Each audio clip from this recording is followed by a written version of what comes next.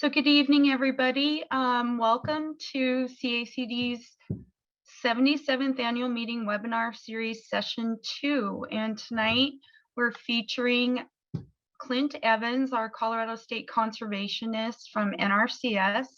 And he has several topics that he's going to speak about tonight with us. So we're really excited about that. And we still have people coming on.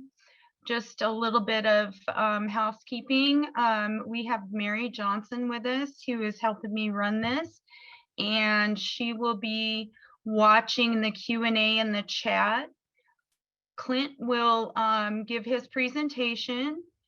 He's going to speak to us for a little bit, and then he has a presentation to show us, and then he will do a Q&A session with us at the end. And at that time, if you're welcome to put your questions in the Q&A or the chat, and Mary will read those out. But we welcome you to also raise your hand, and Mary will ask you to unmute yourself, and then you can unmute yourself and ask Clint your question directly. So those are our choices for the Q&A. And once again, welcome everybody.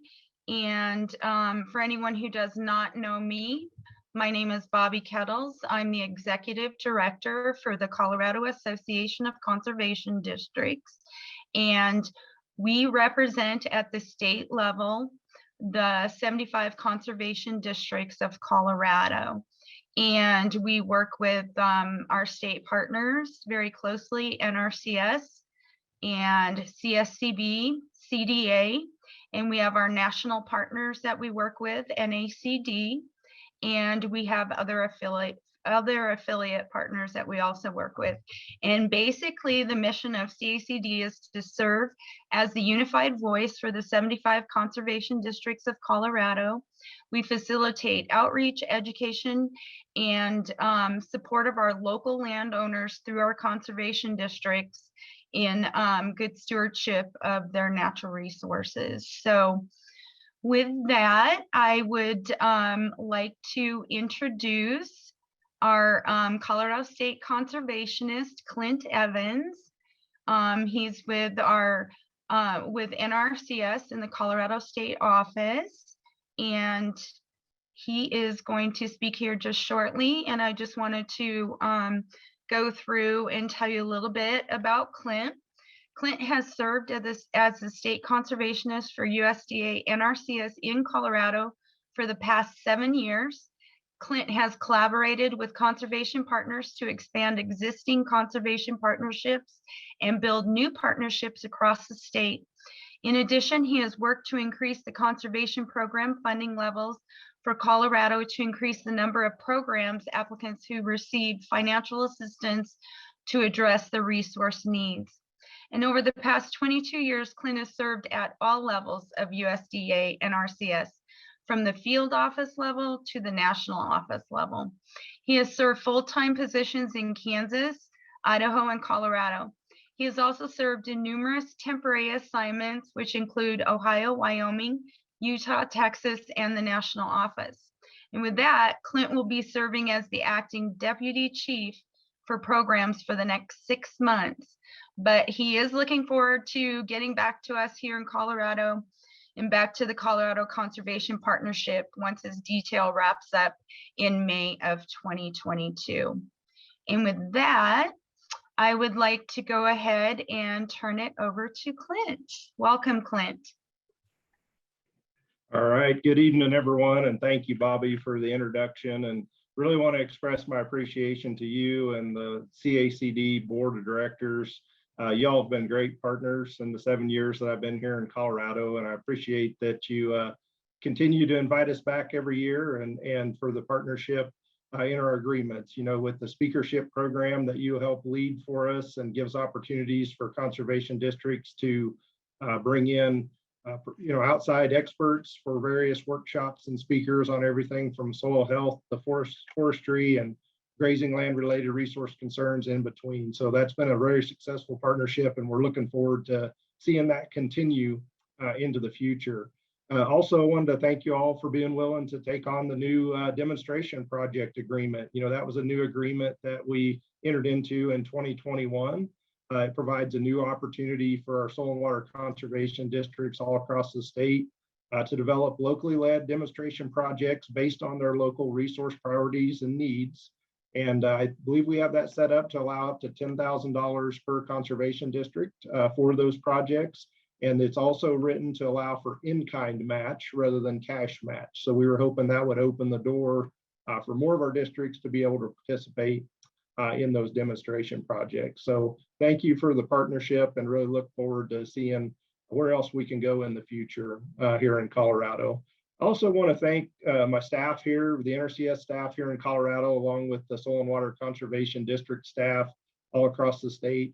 And we have numerous partner positions. We have approximately 44 conservation partner positions around the state through a variety of agreements. And I'm going to talk about a few of those partnerships and some of the positions, and a little bit behind the why of how we've gone about setting those up and how it benefits not just NRCS and our workload, but it benefits our soil and water conservation districts. But before I get into that, I also want to recognize Commissioner Greenberg with Colorado Department of Agriculture. Commissioner Greenberg has been an outstanding partner during her time with the CDA, along with her staff at the CSCB, Cindy Lair, Les Owen, Nikki Brinson, Abby Gray, Paul K. Meyer, excuse me, Noah McCord, Gar Schaefer, and John Miller have all been instrumental in helping us coordinate at the local level, helping our field offices and our districts expand our partnership all across the state and deliver our conservation programs, and then also provide that communication when we're developing on workshops or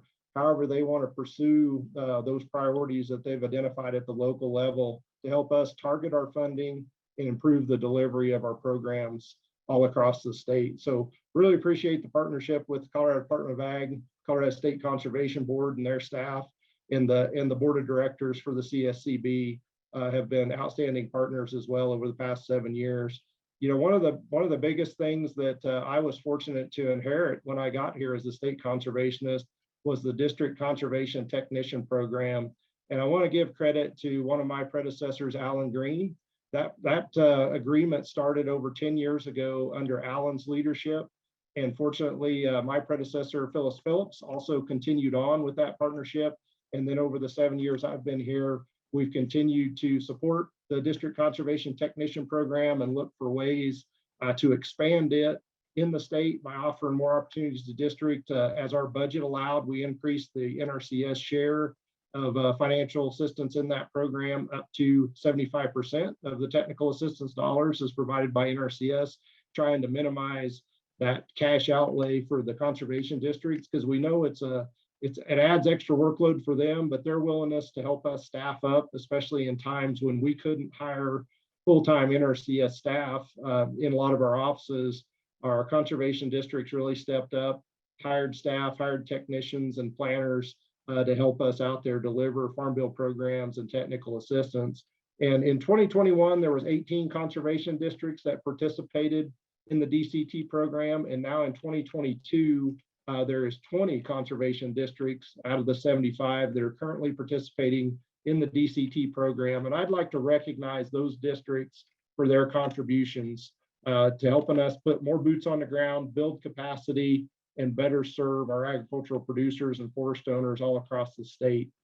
Baca County Conservation District, Big Thompson Conservation District, the Burlington Conservation District, Centennial, Colorado First, Delta, Double L, East Otero, Fort Collins, Fremont, Gunnison, High Desert, Jefferson, Longmont Conservation District, Mancos, Middle Park, Mount Sopris, Chavano, the Spanish Peaks Purgatory River, and the White River Conservation Districts have all been great supporters, helping us hire district technicians, civil engineering technicians, and other staff across the state.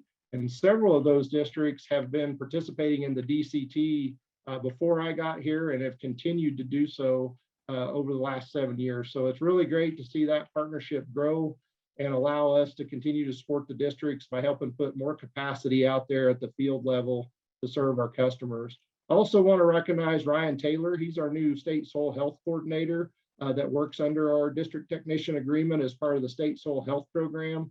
And so I want to welcome Ryan to the partnership. He's been on for a few months now and has hit the ground running, helping promote soil health all across the state of Colorado. I also want to recognize Sam Anderson with the Colorado Department of Agriculture. He's the energy specialist.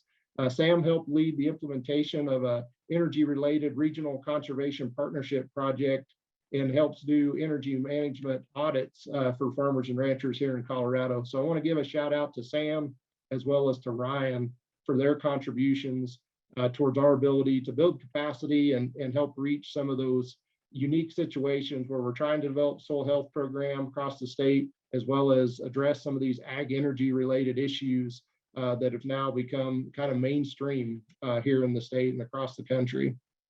The other thing we've added to our DCT agreement, but we haven't been able to fully implement yet, but we're hoping to in 2022 if funding allows and the opportunity presents itself. We also included an opportunity in there to hire an urban agricultural specialist for the Denver metro area and along the Front Range. And as that opportunity expands, that'll be something that towards the end of my presentation, I'll talk a little bit about some of the USDA priorities coming from the administration and Secretary Vilsack and our chief, Terry Cosby, as well. And urban agriculture is one of those priorities for 2022 as we move forward with Farm Bill implementation and any of the new funding that's coming through the infrastructure bill or the Build Back Better bill once it gets passed in Congress. I also want to recognize a few of our other partners that work with us on contribution agreements that help put more boots on the ground. The Bird Conservancy of the Rockies, Pheasants Forever, Quail Forever, the Intermountain West Joint Venture, which is a division of the U.S. Fish and Wildlife Service, Rivers Edge West, Trout Unlimited, the American Forest Foundation, the Central Colorado Conservancy, Colorado State University also has an agreement with us. And so all total between the Colorado Department of Agriculture agreement with CDA and CSCB for the district technicians, that's currently supporting 21 positions here in Colorado.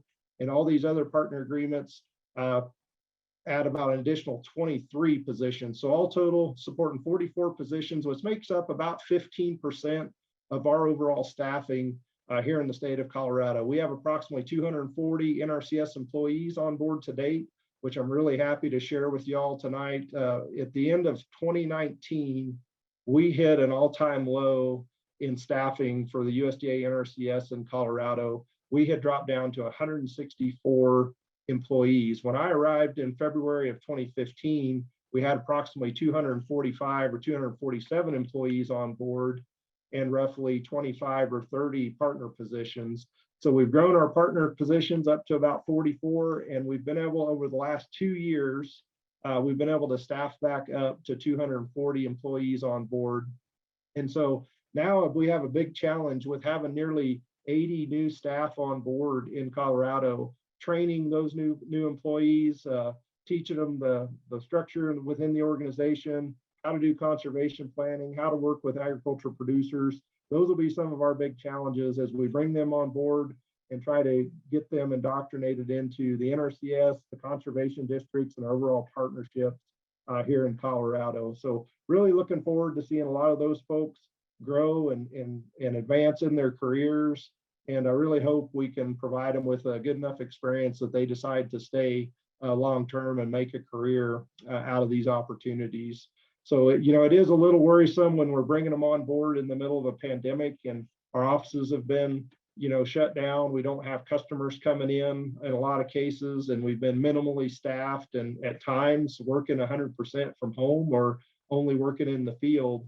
And so that's been a unique situation to onboard a large percentage of new staff and them not be able to be in the office on a day-to-day basis, get to know their supervisor and their peers, build those relationships and things like that build that camaraderie that you typically have in a field office. So I hope that as things improve here with the pandemic and we can start bringing more and more staff back in the office and returning to work now that a large percentage of our workforce is fully vaccinated.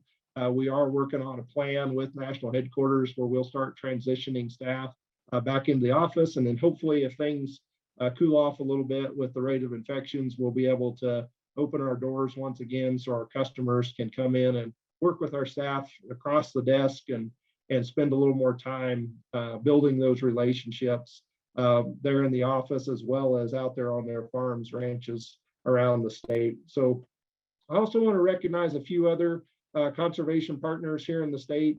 And, I really want to give a shout out to Governor Jared Polis and his team. He stepped up and provided the matching funds from the state level to cover the majority of the local input costs for the Emergency Watershed Protection Program.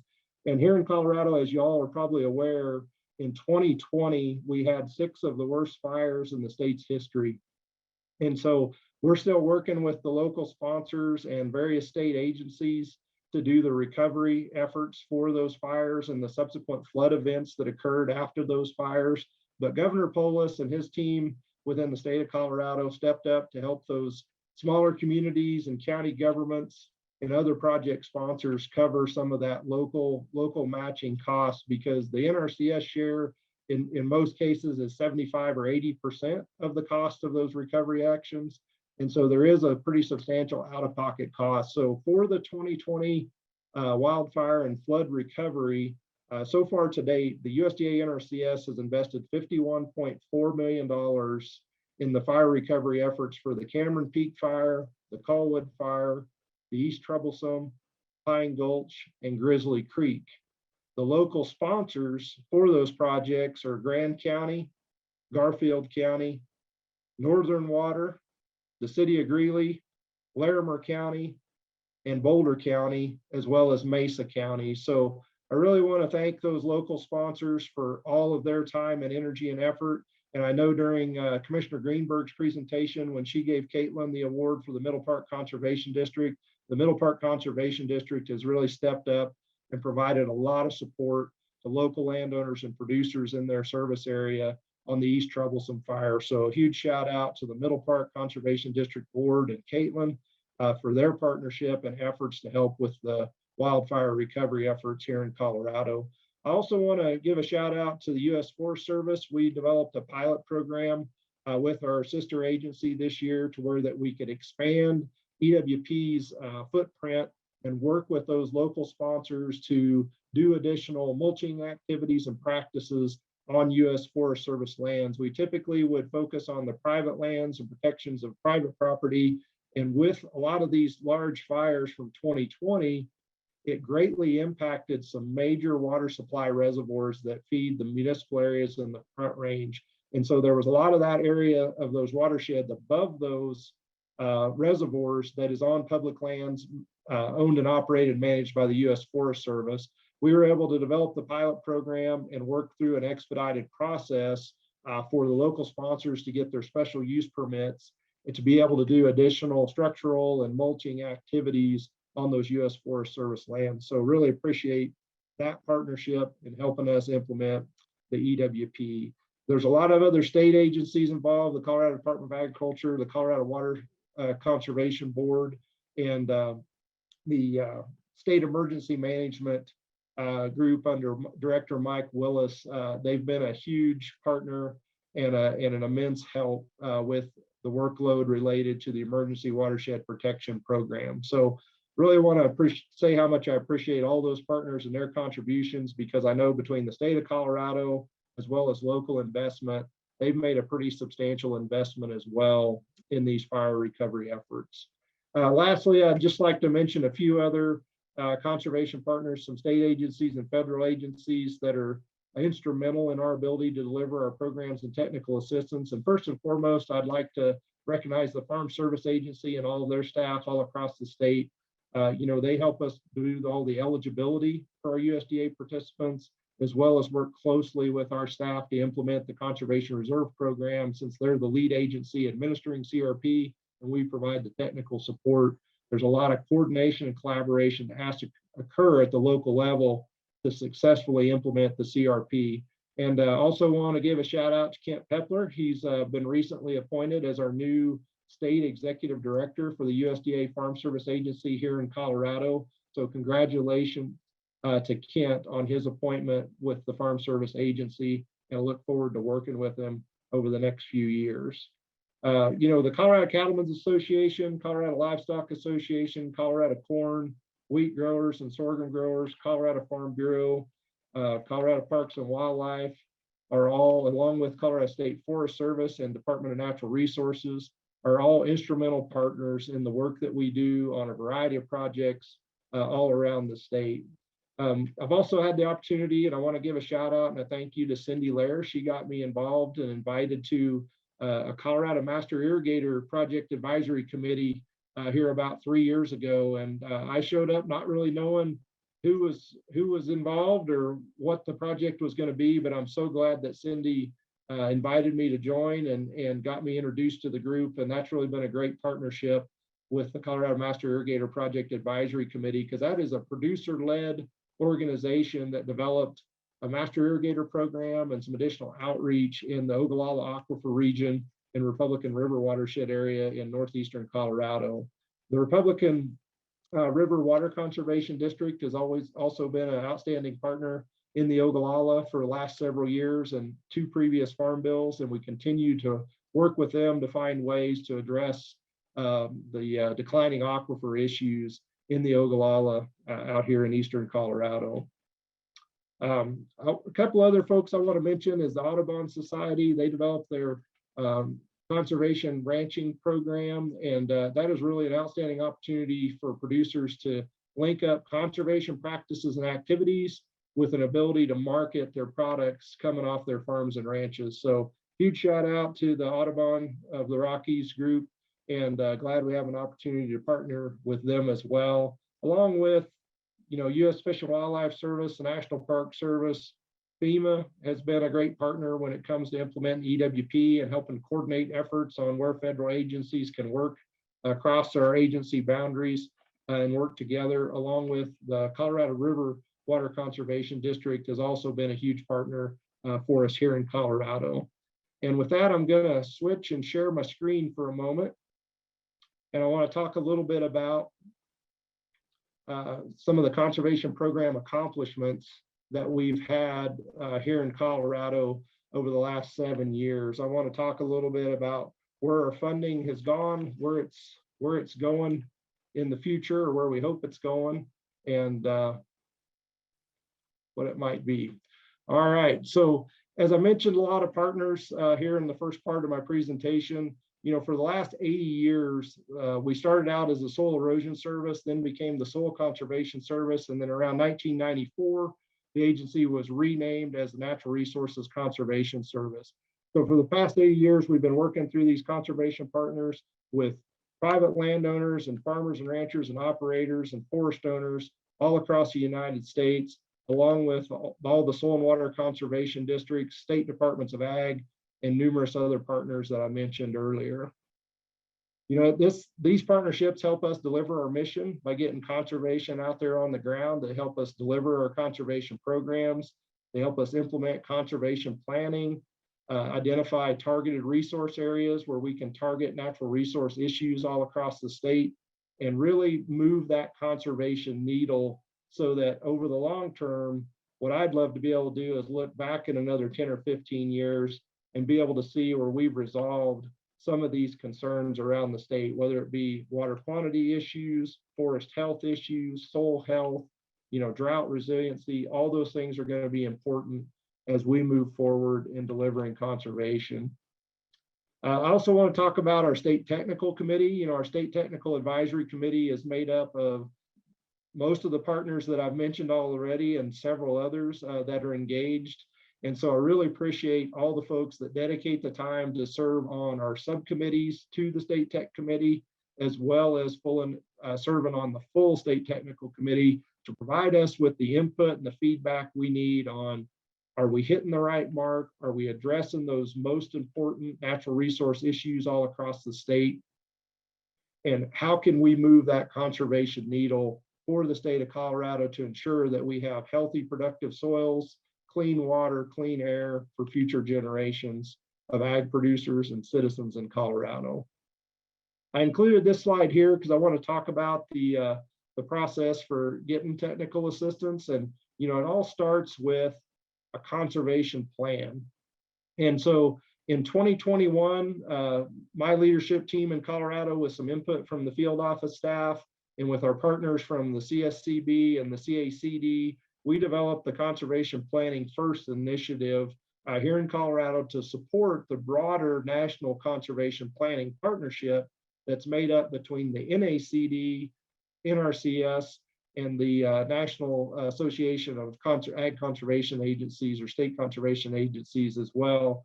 And so, you know, if a producer starts off working with the field office staff and the conservation district staff to talk about development of a conservation plan, if our staff builds the relationship with those producers, they help them do that resource inventory analysis, then they can proceed with, once they have a plan and the practices selected that they want to implement to address those resource concerns on their farm or ranch, then they can proceed with an application for a conservation program that may best fit their needs on their farm, ranch, or forest lands. Once they get an application in, they go through an eligibility process and a ranking evaluation period. And if successful, and if funding allows, we can award those contracts, and then they can proceed with design and implementation of those conservation practices. And so, you know, it's really a pretty simple process. It does take time. It does take a little bit of effort on the producer's part to be engaged, to go from start to finish, to have a successful conservation plan. But really the foundation for that technical assistance and for that financial assistance through our programs is all relies upon that conservation plan. And I do have to say that, you know, over the last several years, when we've been short-staffed and we've had lots of program dollars to get out the door, I know our staff don't always have the time to do the kind of work and the kind of time that they want to put into developing those conservation plans. They get rushed to meet the next deadline and get those funds obligated.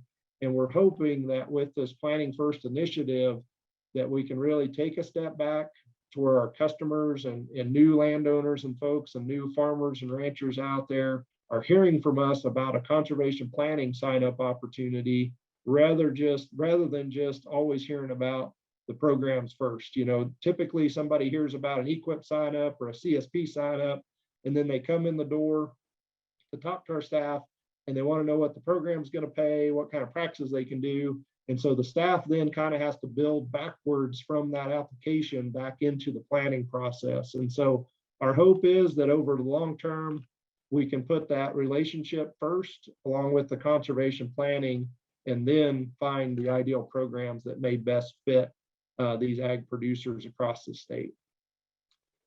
So I want to talk a little bit about the Agricultural Conservation Easement Program. And this is a program that has been extremely instrumental in my career. When I started my career in Southeast Kansas as a soil conservation technician, one of the primary programs in the Neosho River bottoms in Southeast Kansas was the Wetland Reserve Program. So I started my career as a technician doing a lot of wetlands work in Southeast Kansas, as well as doing a lot of general terracing and grassed waterways and things like that for farmers, and a few grazing plans. But honestly, I probably spent 50% of my time in the Neosho River bottoms doing wetland reviews and developing wetland restoration activities on WRP. And that has stuck with me throughout my entire career. And everywhere I've been, I have an opportunity to promote conservation easement programs and help folks preserve their farms and ranches for future generations. And so I know conservation easements may not be right for everyone, but they're another tool in the toolbox for ag producers and forest owners around the state to consider, to allow to keep their farms and ranches in working lands for future generations. And so I'm really proud of my team here in Colorado. This slide here talks about enrollment of the Agricultural Conservation Easement Program, and specifically in ag land easements over the last 6-7 years. So you'll see here that in 2014, we enrolled just over 6,600 acres. And by 2021, we enrolled 10 times that amount, with 66,200 acres being enrolled in 2021. And then backing up just a little bit, 2020, 16,500 acres, and in 2019, 21,600 acres. So with that accomplishment through the ASEP Ag Land Easement Program, we also work closely with land trust partners all across the state to implement these conservation easements, because with ag land easements, it requires a land trust entity to hold and be the sponsor for that easement. Those easements are not held by the United States, they're held by a land trust entity. And so I want to recognize Colorado Open Lands, the Colorado Cattlemen's Agricultural Land Trust, the Trust for Public Land, the Central Colorado Conservancy, the Rio Grande Headwaters Land Trust, and the Nature Conservancy. Those are all partner entities that over the last 2-3 years have played a significant role in helping us increase the demand in our conservation easement programs for ag land easements, as well as helping promote the program and get more folks interested in preserving their farms and ranches. And so one statistic I'm really proud of is that with these accomplishments over the last 7 years, and with the previous farm and ranch land protection program easements, grassland reserve program easements, wetland reserve program easements, and we have a few regional conservation partnership program ag land easements also that have been enrolled in Colorado.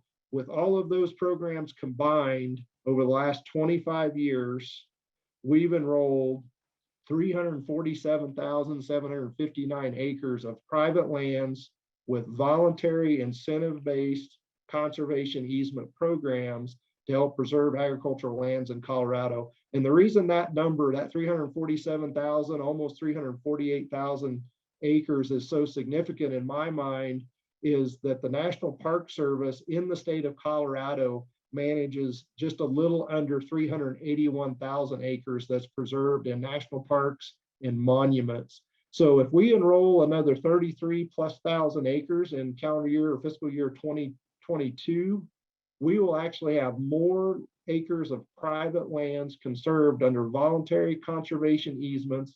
The majority of those are still working ag lands and will preserve agriculture for future generations. And so I'm really proud of our team. I'm really proud of all of our partners and the landowners that have decided to utilize that conservation easement as a tool to help them preserve their farms and ranches here in the state of Colorado. You know, I think one of the things that these increased signups also indicate in 2019, 2020, and 2021, my staff and I have worked really hard to bring additional funds to support the easement programs into Colorado.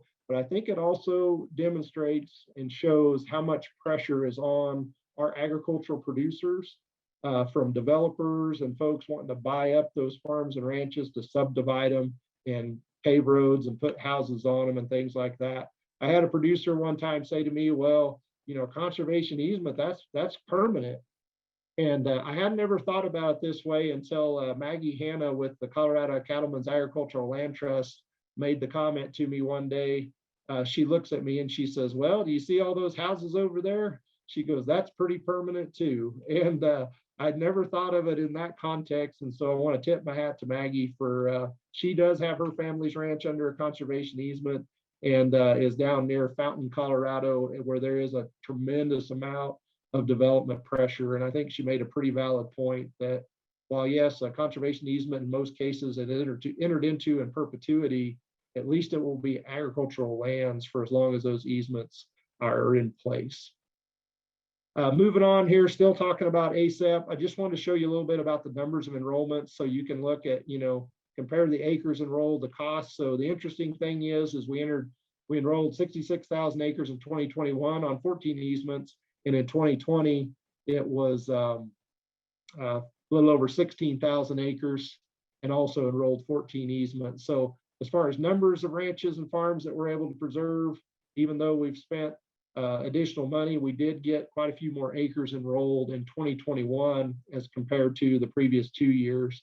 So this is the number of easements. And then down here at the lower portion of the slide shows you that by 2021, we had spent nearly $15.2 million on agricultural lands easements. And that's just the federal portion of the cost of those easements. There's also a match that comes from either the landowner through a donation or additional cash match through the land trust. So the Colorado Cattlemen's Agricultural Land Trust worked with Colorado State University to do an economic analysis on the investment of conservation easement dollars in rural areas in the state. And what the CSU economics team determined was that for every dollar invested in a perpetual conservation easement, it turns over in that local community up to 11 times. So you can take that 15.2 million that we invested in 2021, add about another 20-25% to that for the landowner donation and the non-federal match, and take that times 11, and that's the kind of economic stimulus that the Agricultural Conservation Easement Program brings into the state of Colorado. So this is something I'm very passionate about.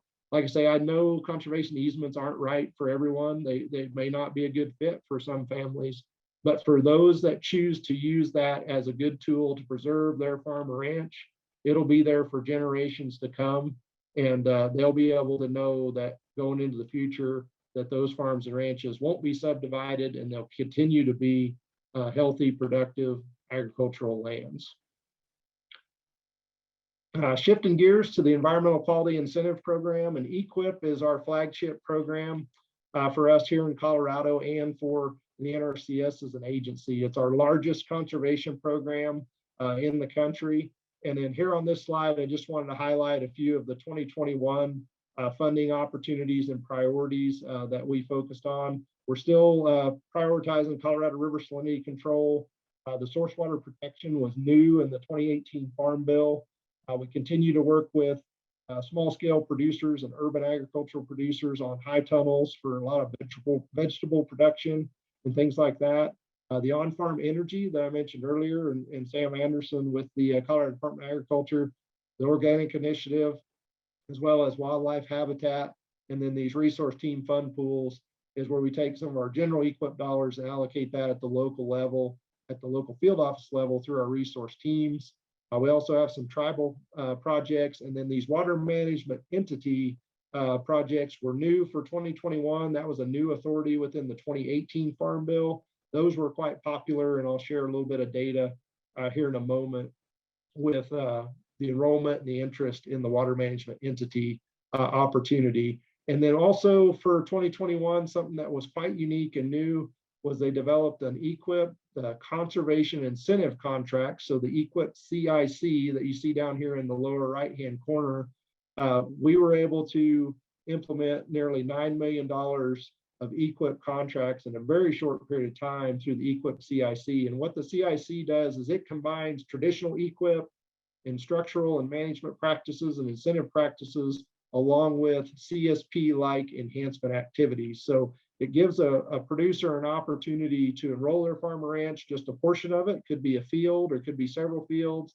and they can try those enhancement activities along with other management practices or structural conservation practices in order to meet their resource needs. It allows them to kind of test the water if they're not fully ready to fully adopt CSP type enhancement activities and move into that program. This is a nice way to transition between the two. There will be some changes for CIC in 2022, and we don't have that guidance yet from the national office, but it'll be coming soon. Oops. All right, as far as the little bit of info on some of the funding pools, I mentioned the source water protection was new with the 2018 Farm Bill. And so through our EQIP program here in Colorado, we invested just under $5.8 million in prioritized source water protection areas.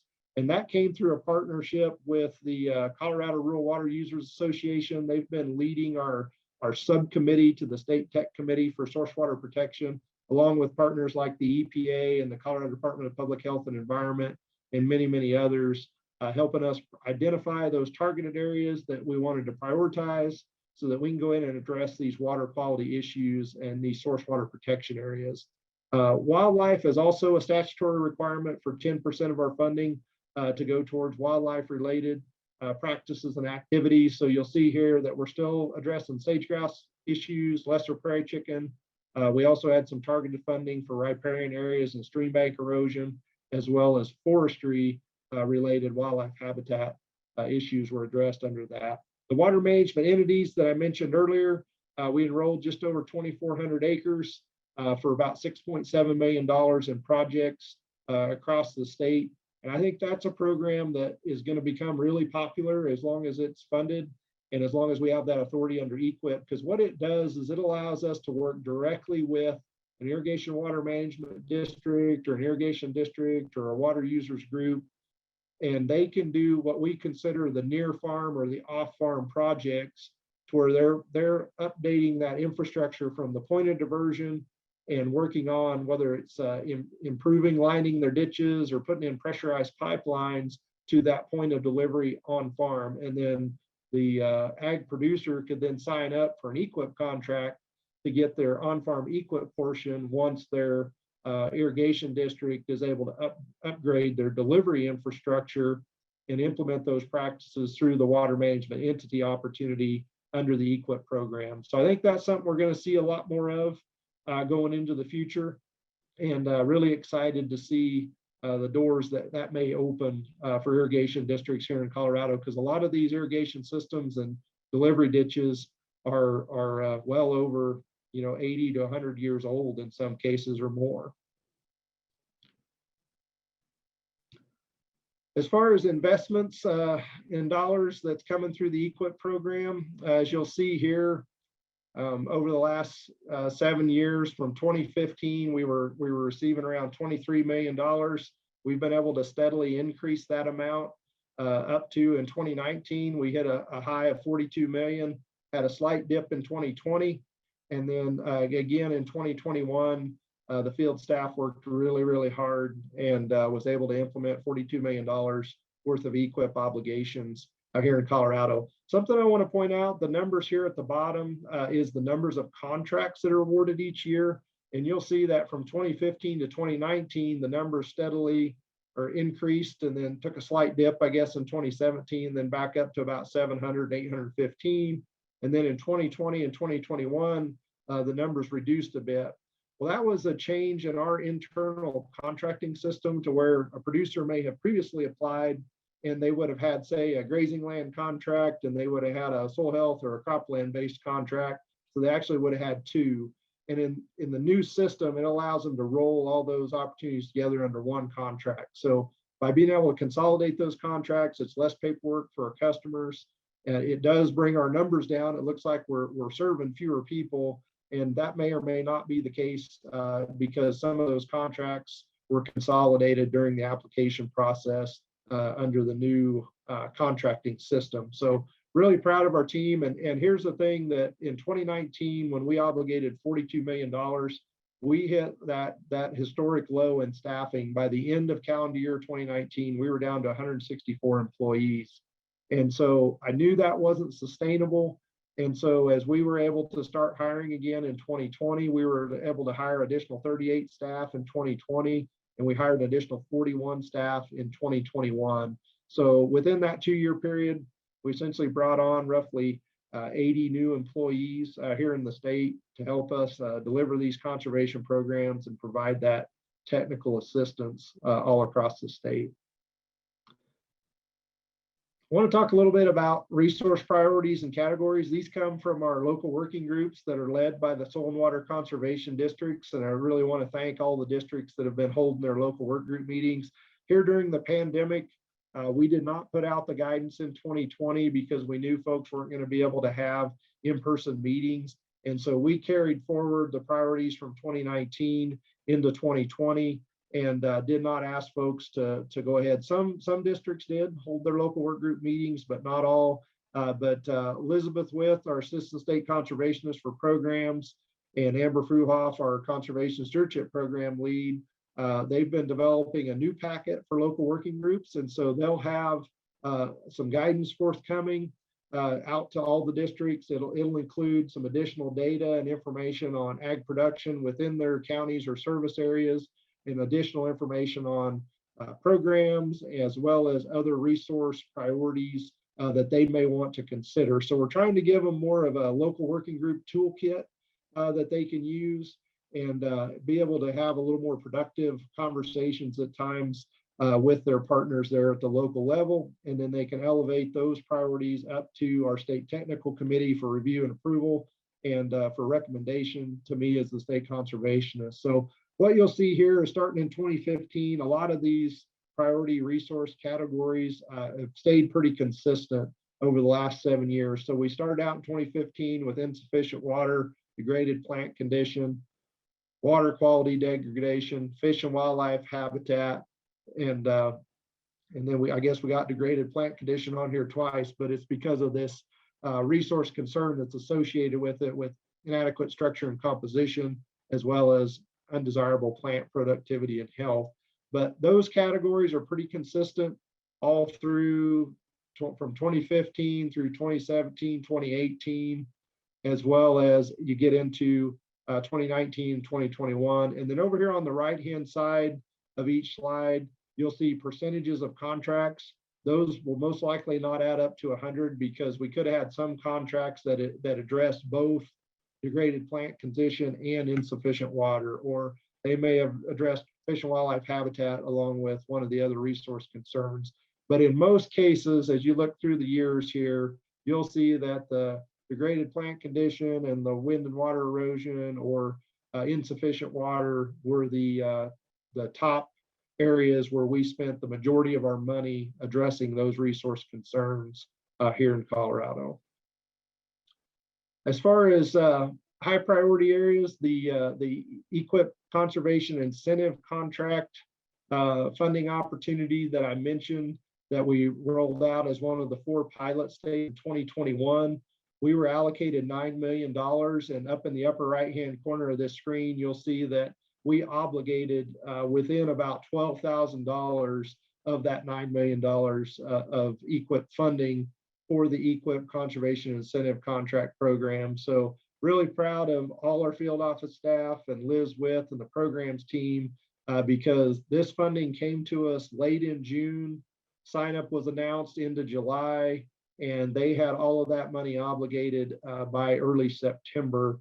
So in a very short period of time, about 2.5 months, 3 months start to finish, we rolled out a soil health priority, an improved water efficiency and water conservation priority, grazing land resilience, forest resilience, and then the Ogallala Aquifer was also a priority area along with tribal conservation projects. So it was really an impressive feat for our staff. So 9 million of that 42 million that was obligated under EQIP in 2021 was done essentially in that last 3 months of the fiscal year. And folks really worked hard to get that rolled out to our ag producers all across the state. As I mentioned earlier, we will have a CIC sign up in 2022. Liz With on our team and a couple other staff have been participating in some national meetings, and they're working on a total revamp and revision. So I wish I had more information I could share with you tonight on the EQIP Conservation Incentive Contracts, but there will be some new guidance coming, and we will have a CIC sign-up opportunity under EQIP in 2022. The Conservation Stewardship Program, that's been pretty popular here in the state of Colorado, and I want to talk a little bit about some of the trends that we've seen over the last several years. So as you'll see here, and back in 2015, 2016, we were awarding a little over 330 or 340 contracts a year. And then over here on the right-hand side of the slide, you'll see that, you know, in 2015, it shows the funds that were obligated as well as the acres enrolled. So back in 2015 and 2016, we were enrolling nearly 1 million acres of agricultural lands in Colorado per year for around 28 to 30 million or $34 million in that time period. And then starting in 2017, some rules changed and some internal ranking and evaluations tools changed in 2018, made it harder for people to get in. There was a priority at the national level to rebalance and redistribute the Conservation Stewardship Program funding. Colorado was one of 15 states nationwide, and we were in the top 10 for enrollment in CSP up until 2017. We were one of the top 15 states implementing the Conservation Stewardship Program and making sure that that funding opportunity and program was available to our agricultural producers. And then when some things changed with the eligibility and how national leadership, when that changed in 2018 and how they wanted to redistribute funds, it made it really hard for us to get the funding that we needed to award the contracts.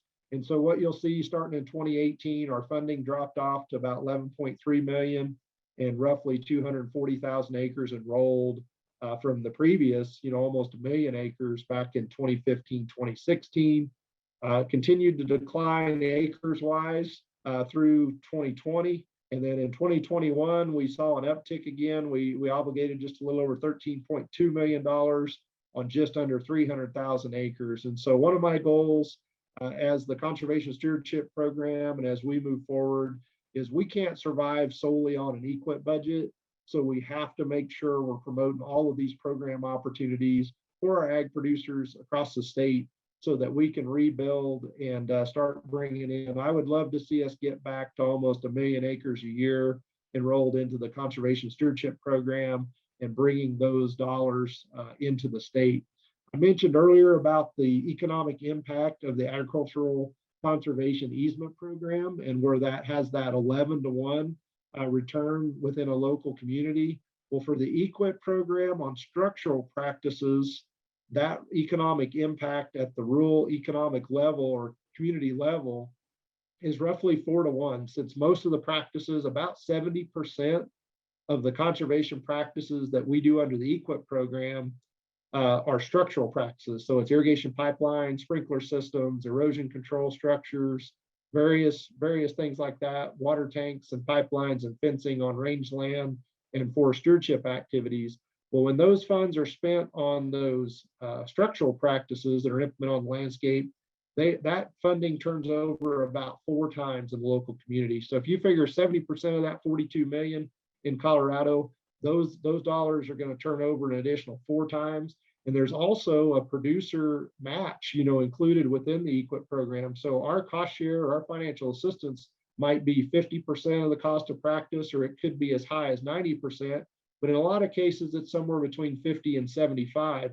So on top of that 42 million, there's another 20 to 25% match of the landowner's own personal funds going into implementing those conservation practices. So I'll let you do the math on those economic impacts, but when you look at those EQIP dollars, think 4-to-1. When you look at the ASAP dollars, think about 11-to-1. And then with CSP, since it's more enhancement activities that are related to day-to-day management type activities that don't involve structural practices, those dollars typically turn over about 2-to-1 in those rural economies. So I'll let you all do the math and economics on that, but you can see that when we're implementing somewhere around $100 to $110 million annually between EQIP, CSP, the ASAP program, and the Emergency Watershed Protection Program, when you figure across the board, if we're bringing 100 to 110 or maybe $120 million of financial assistance into the state, and even if you just figured conservatively and said, okay, all those dollars are going to turn over 3 times, that's a pretty substantial economic impact for our agricultural producers and for our rural communities all across the state of Colorado. So just want you to think about that and digest that a little bit, that we're having, at a minimum, we're having about a $300 to $350 million economic impact on the state of Colorado through our conservation programs. And then when you add in our sister agency, the Farm Service Agency, and the subsidy payments that they deal with, as well as the Conservation Reserve Program, that economic impact goes up significantly more. Lastly, I want to talk a little bit about CSP and some of the common enhancement activities. And we had been hearing through some of our partners and some of our conservation districts that, well, smaller grass-based operations for grazing and hay don't really fit well within CSP because there aren't any enhancements. And so this list of enhancement activities right here is a common list that's adopted here in Colorado and is available to any ag producer. It doesn't matter the size of their operation, whether they have 10 acres or whether they have 10,000 acres. Under CSP, if they're meeting these requirements and are willing to implement these types of enhancement activities, they can be doing herbaceous weed treatment on their farms and ranches. They can improve nutrient uptake efficiency by reducing the nutrient losses. They can improve their grazing management with enhanced plant structure. They can do a management intensive rotational grazing under the 528R, and then several others here. So I wanted to share this slide with you all to say there are opportunities for smaller grass-based operations, but these same enhancement activities would also apply to larger grazing operations for those that may be interested. And then I also want to talk about what's coming in the future for NRCS and USDA. Within USDA right now, the top 3 priorities that Secretary Vilsack and Chief Cosby have rolled out for us is climate smart agriculture. And they've identified, they had a team of experts, technical experts at the national level, look at all of our conservation practices and enhancement activities. And they've identified somewhere in the neighborhood of 25 or 27 traditional conservation practices, plus a group of CSP enhancement activities that meet the criteria for climate smart agriculture. And so what those practices are is it's anything that helps with like drought resiliency, carbon sequestration, increase in organic matter in the soils, improving air quality, reducing erosion or water quality. So as you're hearing me talk about those kinds of things that are addressed under climate smart ag, it's a lot of the traditional conservation practices that we've done for the last 80 plus years.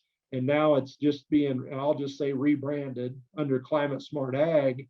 And there'll be some additional funding opportunities and promotion through our programs to really put some emphasis on those climate smart ag related practices.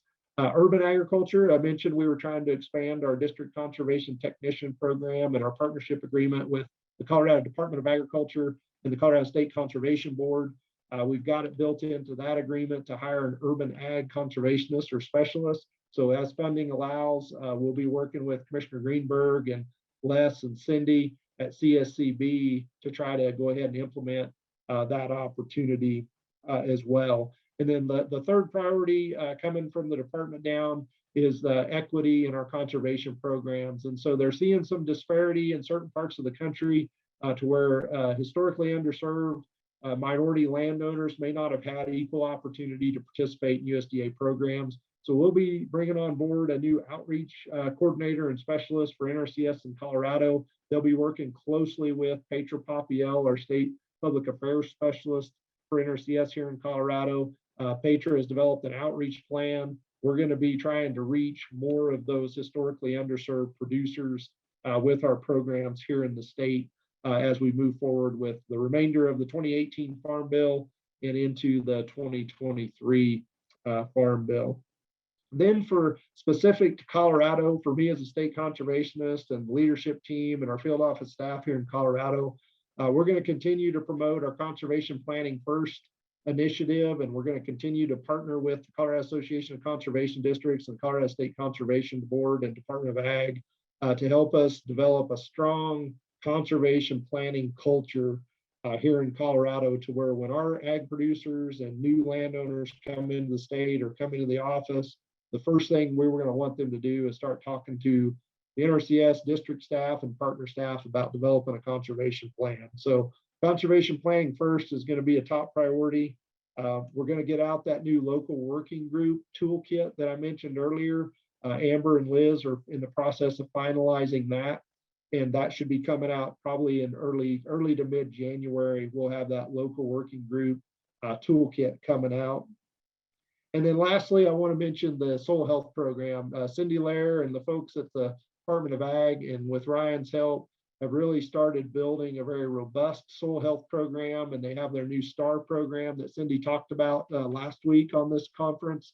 And so we're going to do everything we can with NRCS programs and technical staff to help support that effort, help grow the soil health program in Colorado. Because really, if we start with conservation planning and building those relationships, and if we put that focus and emphasis on soil health, if the practices that we're going to be recommending and producers are going to be implementing under a soil health related type plan, it's going to address water quantity, water quality, plant condition and vigor. It's going to address the soil carbon sequestration. All of those things can fit under that soil health umbrella. And so you're going to be hearing more about opportunities to promote soil health related conservation practices through our programs from now moving into the future. And then Bobby mentioned in my introduction that I'll be on detail. I actually started this week in a detail with the national office as the acting deputy chief for programs. I have a very unique opportunity. I get to work for the month of December alongside the current deputy chief for programs, Jimmy Bramblett, who's been a longtime friend of mine and colleague here at the NRCS. And so I feel really fortunate to have the month of December to glean as much information and learn as much as I can from Jimmy before I gently take a hold of those reins in January. But looking forward to that opportunity. But as Bobby mentioned in my intro, I'm looking forward to getting back to our conservation partnerships and the projects and the resources here in Colorado, probably late spring, early summer, somewhere around May or early June. I should be back with the team here in Colorado. So in that interim time, I want to give a shout out and a thank you to Tim Macklin. Tim Macklin's the area conservationist for Area 3 in Southeast Colorado and was formerly the Western Governors Association liaison for NRCS. And Tim's going to be stepping up and serving as the acting for at least the first 4 months of my detail, and then we'll have to rotate it either to another team member or potentially bring in somebody from out of state to cover those duties. So I want to say thank you to Tim for serving as acting state conservationist here during my absence. And so with that, there's a domino effect. We still have a vacancy in Area 1 in Western Colorado. Francine Laritier, our previous assistant or area conservationist out in Grand Junction, she got a promotion back with the Soil Survey and Resource Assessment Division, going back to her roots as a soil scientist. So Francine left us here midsummer around July. We've had Miss Kimberly Burr from San Angelo, Texas, here for the past 3.5 months, serving as our area conservationist for Area 1 in Western Colorado. Kimberly's normal position in San Angelo is an area or a zone program specialist. And so she brought a lot of knowledge with her to our team in Colorado, has been a huge asset over the last 3.5 months. And so really appreciate Kimberly's support here with the team and all the work that she's done. She'll be transitioning back to Texas, and I want to say congratulations to her. She also recently got selected as the state easement program specialist in Texas and promoted to a GS-13. So congratulations to Kimberly, and thank you for your service and your partnership and friendship with our team here in Colorado. So when Kimberly wraps up her detail, we've asked Mr. Ron Riggenbaugh, the resource team lead district conservationist that covers the San Luis Valley and Center, Alamosa, and San Luis. And Ron's going to be serving as the area conservationist on detail in Area 1 for up to 120 days. We initially asked him for 60, so we may have to twist his arm to get him to go a little longer if it takes us a little longer to fill the position. But it will be filled here pretty soon, hopefully within the next 3 to 4 months. And then also want to recognize Mr. Derek Clemens. He's the resource team lead district conservationist for Franktown, Colorado Springs, and Simla. Derek is stepping up in Tim's absence as the acting area conservationist for Area 3. So special shout out to Derek and Ron for their service here coming up, as well as acting area conservationists and members of the leadership team. Bobby and Mary, with that, that's the end of my presentation. I want to say thank you again for the opportunity to continue to grow our partnership with the CACD. And it's a great to be here with you tonight. I wish we could have been in person, but I'm glad to see that we have 20 conservation districts currently participating in the district conservation technician program, as well as the upcoming opportunities for districts to develop locally led projects, demonstration projects, and be eligible for that up to $10,000 of funding through our NRCS CACD agreement. So Bobby, thank you, and Mary, and I'll take any questions that you might have through the chat, or if somebody'd like to just ask a question, happy to engage. Thank you so much, Clint. That was extremely informative. And I do see that we have a couple of questions. Mary, I'll let you go ahead and address those. And I think they were from Paul. Yes, so Paul asked, could you explain how the ACEP compares and contrasts to doing a conservation easement via a local land trust without NRCS involvement? I can try. So I would say that would be a conversation that a landowner would want to have with that particular land trust entity, because it's going to vary from one land trust to the next, depending on what their priorities are and what requirements they may have. And that'll sometimes be dictated by the non-federal funding that they may be using to acquire that conservation easement. I will say this, I do believe that in some cases, a conservation easement through a local land trust may be a little less restrictive than when it has the federal funds tied to it. So there is some additional requirements that are statutory requirements in the agricultural conservation easement program. And so when there is those federal financial assistance dollars as part of that overall easement acquisition, it does come with a few more strings attached related to the long-term management and any potential subdivision opportunities that may be allowed within that easement construct. And Paul also asked, for the WMEs, are there TSP funds available? Yes, so for the EQIP water management entity contracts that were awarded in 2021, I've worked with Randy Randall and Donna Rasmussen on my staff here in Denver to identify and prioritize. I think we've currently allocated around $350,000 of technical assistance funds for technical service providers to do those engineering designs and to do that work. So yes, we currently have technical assistance dollars available, and we're currently operating on a continuing resolution. So we're only getting a portion of our annual allocation for the state to operate on at the present time. The most recent extension on the CR goes through February 18th.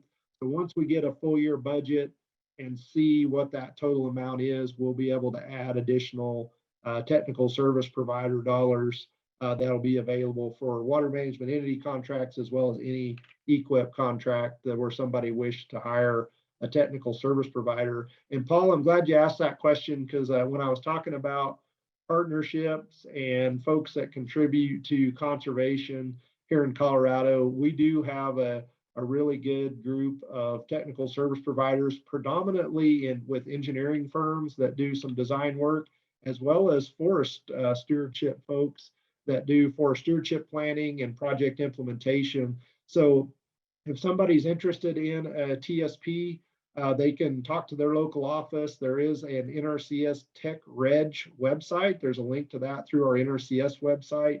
And so if you're looking for a technical service provider to do either engineering work, water quality work, forestry work, whatever, you can go look through the Tech Reg. So if for some reason your local office is still pretty swamped, and a lot of them are, even though we've staffed up, and you need to get your project done quicker, you might be able to find a technical service provider, and we can do a modification. As long as funds are available, we can do a modification, amend your contract, add those TSP dollars, and then provide that opportunity for our technical service providers to utilize their skills and expertise to help us implement conservation. Thanks, Mary. Does anyone else have any questions?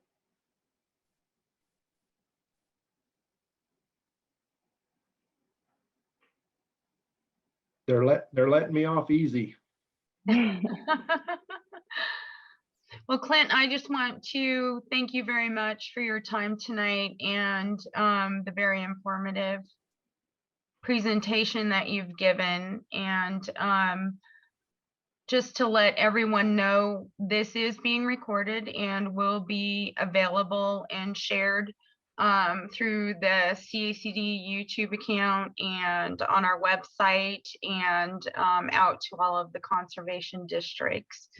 And I just want to say thank you to NRCS for, as Clint reviewed the programs that we're working through CACD, and also thank you for the opportunity to partner along with NRCS and CDA, CSCB with the Conservation Planning First initiative, and that we started at the beginning of the year. And along with being able to be a part of the the state advisory committee, and right now I'm on one of the subcommittees, and I hope to grow that relationship and really be able to get that information out to the districts and help bridge that gap in communication as a state partner. So we really appreciate it and appreciate your time. And Tim's great to work with. We'll miss you, but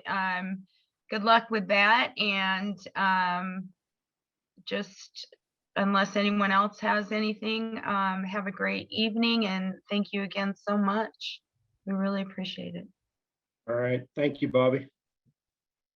Have a good evening, everyone. Thank you so much for joining us.